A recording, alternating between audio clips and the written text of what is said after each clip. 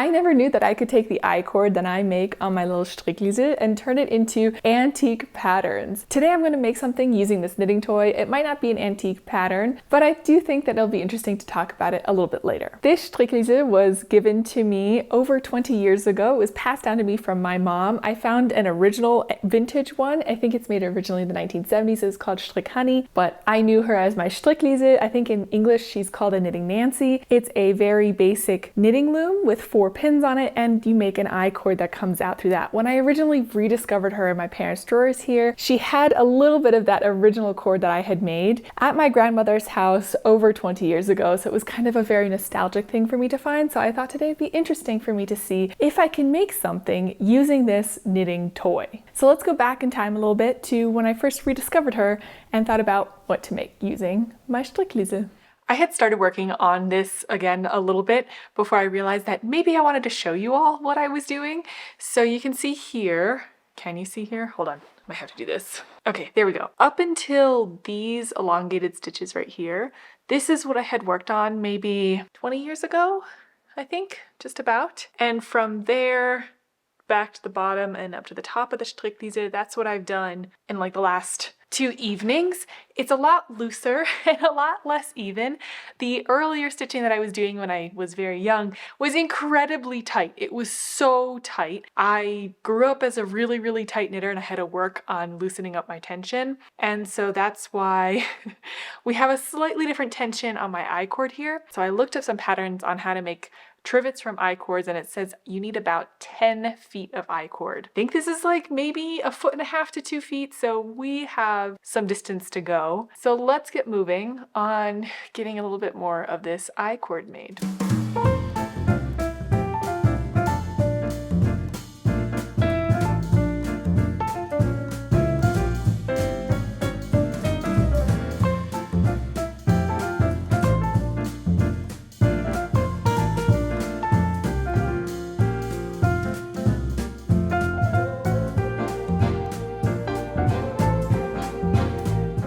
Take me a bit of time, so I thought why not discuss a little bit the history of the strickliesel, or the knitting Nancy, or the French knitter, whatever you want to call it. This is not meant to be a dissertation. I am not an expert. This is just me reading things because I think it's fun to read things about the knitting tools that I use and the knitting toys that I've enjoyed. As far as I can tell, the knitting Nancy is a version of loom knitting.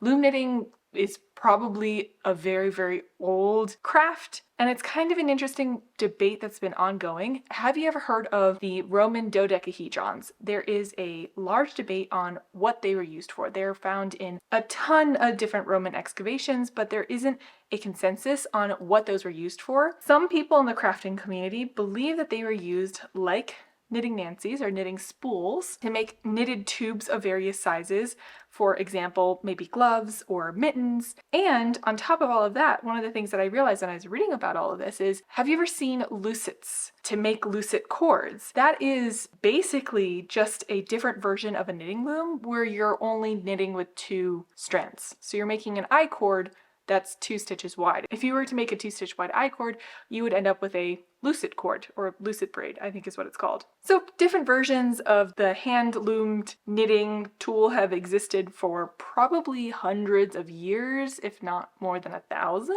potentially, question mark. And it's likely that that is what the knitting machine evolved from. Is that vaguely interesting history? I hope so. Have I gotten any further? You know what? I should probably measure how much I have right now. I just guesstimated, so how close are we to getting to 10 feet? Let's see. Oh my gosh. Okay, so I just grabbed a measuring tape, and I don't think I realized how long 10 feet is really. Like, I know, but I didn't really realize until I looked at it because it's at the maximum of this particular measuring tape, and this might take me a while. Let's see how far we've gotten. You know how I was saying that I thought that I had maybe 1.5 to 2 feet? Yeah, even 1.5 feet I think was being generous. We're not even at 18 inches. And look how much further I have to go. Also, sorry for the dirty floor. I need to be clean. Oh my goodness gracious. That That's a lot. The other thing is I don't really have a good grasp on how long it takes me to make any length of this. With knitting and crocheting, because I've done it a lot longer, I have an idea of how long a project might take me. So what I might do is just sit down and work on this for an hour and see how much further I get to see if this is even feasible for me to do in any sort of reasonable amount of time. This is just supposed to be like a little fun knitting toy project, but 10 feet is long.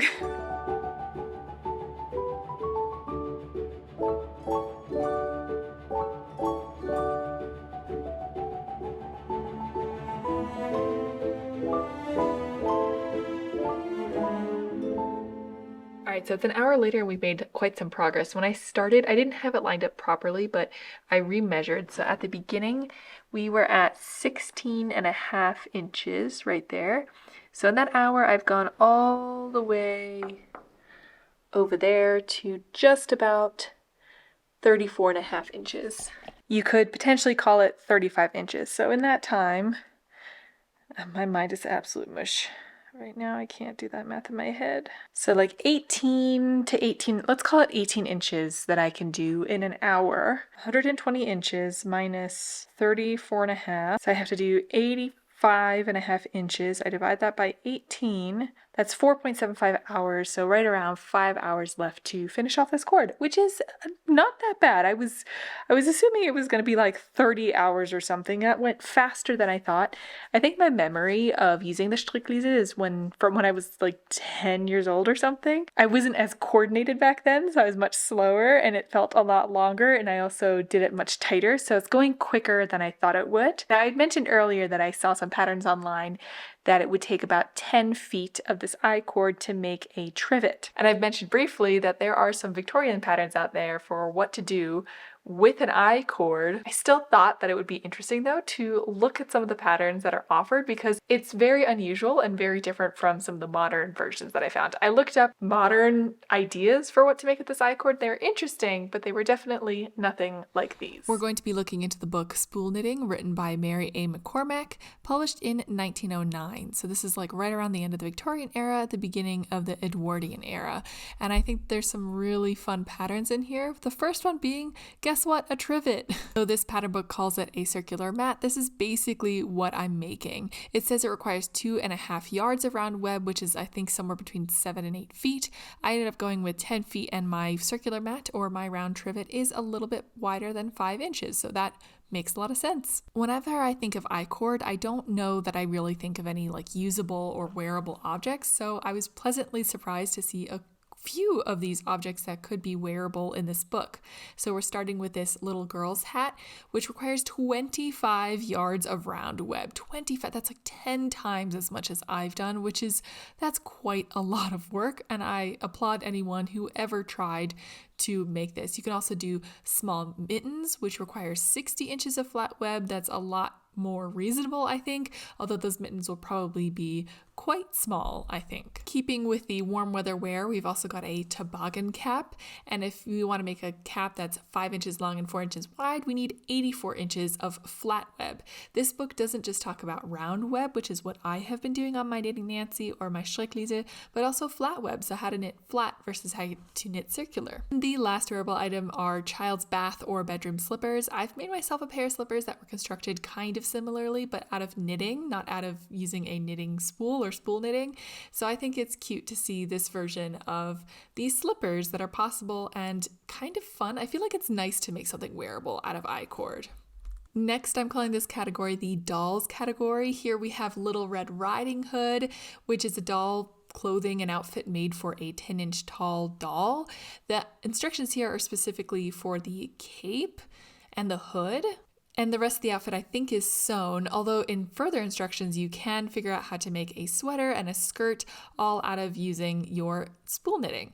You also have Little Boy Blue. I'm not including all of the patterns in the book here, I'm just kind of highlighting a few of them. So this does reference previous patterns on how to make the tam or the jacket and coats and sweaters. So these are just fun ways to put them together to create different characters like Red Riding Hood or Little Boy Blue. And of course, for your dolls, why not also make a hammock? I think you could also potentially make a human hammock out of this, like a child-size hammock out of this, but it would probably require a lot of flat web, a lot of flat web. So I don't know that you quite want to make it child-sized, although that other pattern we were looking at did require 25 yards. So who knows, maybe someone tried it at some point. We also have a few practical items, maybe you could call it, like this chimney cleaner. It's made out of white knitting cotton, which I don't know if that's the best idea because it's probably going to turn charcoal black pretty quickly. Or you can also make a lovely washcloth out of some knitting cotton so you can get a little bit of scrubbing and face washing done. I always love this. I feel like that's a staple of beginning knitting patterns is the washcloth. Last section I want to cover really quickly are some toys, and here we have some toy horse reins.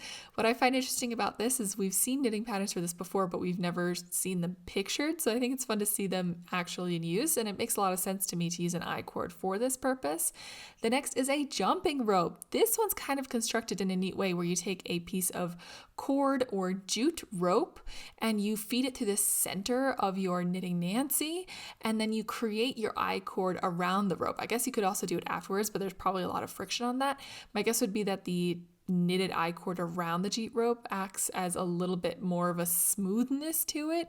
Maybe you can add some fun colors and fun designs so it's not just a rope that you are jump roping with. So that's kind of fun and a nice way and a neat way to construct it, and probably a really fun toy to make as a kid for yourself when you're using this knitting toy. All right, now let's get back to my particular project.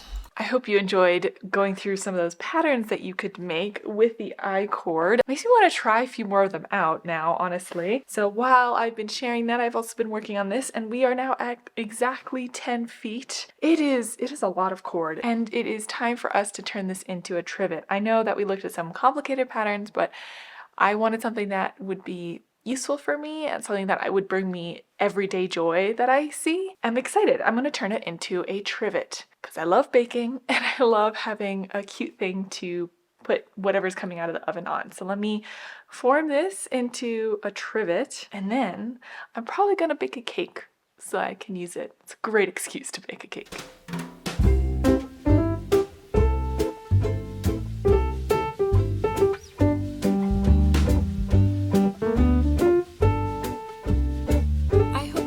Joining me for making this little trivet for myself for my baking. It is a great incentive to bake even more cakes, although I've already been baking quite a bit anyway, even without having this trivet.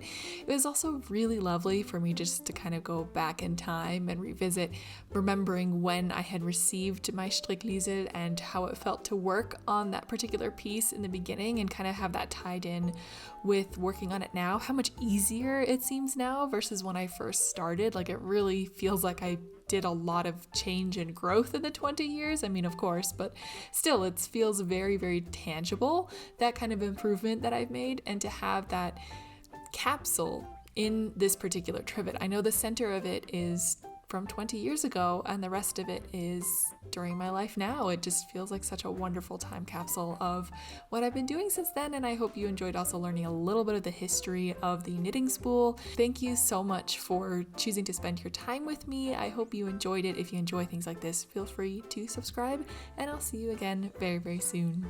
Bye!